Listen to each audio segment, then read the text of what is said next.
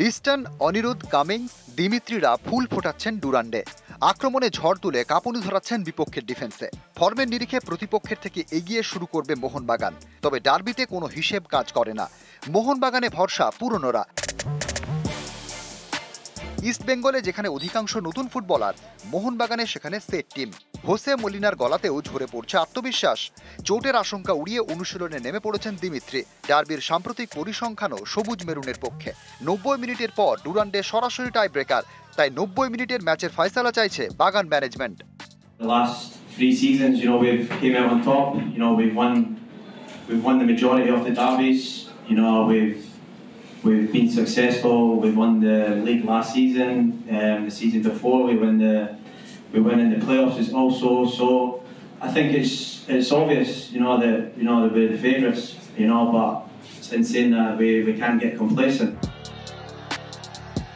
Pre season শেষের আগেই বড় ম্যাচ, প্রতিপক্ষ চিরপ্রতিদ্বন্দ্বী। ডুরান্ডের নকআউটে ইস্টবেঙ্গল মোহনবাগানের আমনে সামনে খানিকটা অপ্রত্যাশিত। তবুও ম্যাচটা যে ডার্বি, বাঙালির আবেগের লড়াই, ঐতিহ্যের লড়াই, নিজেদের সেরাটা দেওয়ার মহড়া। মিগুয়েল বা বিপিন সিংরা সমর্থকদের স্বপ্ন দেখালেও কোচ ব্রুজোর মাথা ব্যথা সেই ডিফেন্স। আশা আশঙ্কা শুরু সেখানেই। হামিদের গোলে থাকা ভরসা দিচ্ছে লাল হলুদকে, কিন্তু তুলনায় নতুন দল নিয়ে হাই ভোল্টেজ ম্যাচে বিপদের আশঙ্কাটাও কম নয়। ময়দানে জনশ্রুতি, খাতায় কলমের হিসেব অন্তত এই ম্যাচে চলে না। তার উপর জার্সিটার রং লাল হলুদ। নতুন মরশুম, নতুন আশায় ভাসছে লাল হলুদও।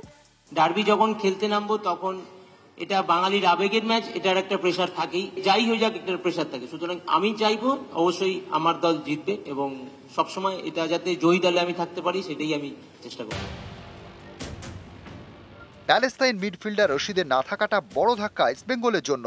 বাবার প্রয়াণে তড়িঘড়ি দেশে ফিরে যেতে হয়েছে রশিদকে। প্রথম 11 বাঁচতে গিয়ে সেটাই ভাবাচ্ছে টিম ম্যানেজমেন্টকে। আমরা চেষ্টা করব যাতে ওর এই কষ্টের টাইমে আমরা জিতে ওকে এটা উৎসর্গ করতে পারি।